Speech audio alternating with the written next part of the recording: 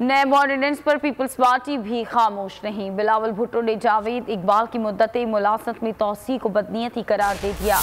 बोले हुकूमत उन्हें बचाना चाहती है जिनके नाम पेंडोरा पेपर्स में आए। वज़ीर आला सिंध बोले वज़रा को हुकूमत से निकाला जाए जिनके नाम पेंडोरा पेपर्स में आए हैं। नैब ऑर्डिनेंस पर जाले भी कहाँ हैं खामोश रहने वाले। बिलावल भुट्टो ने ट्विटर पर लिखा, ये ऑर्डिनेंस गैर कानूनी और बदनीयती पर मबनी है।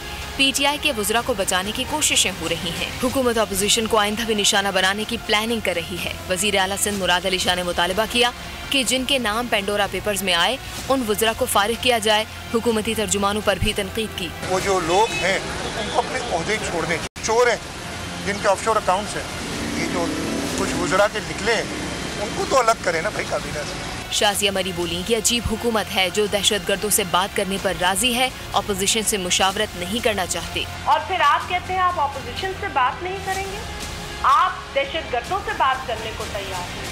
आप एपीएस में शहीद जिन लोगों ने बच्चों को शहीद किया एपीएस में, उनके कातिलों से बात करने को तैयार। निसार खोड़ो ने कहा कि पीपल्स पार्टी नैब ऑर्डिनेंस को नहीं मानती। ये हुकूमत पार्लियामेंट की हमेशा बेइज्जती करती आई है।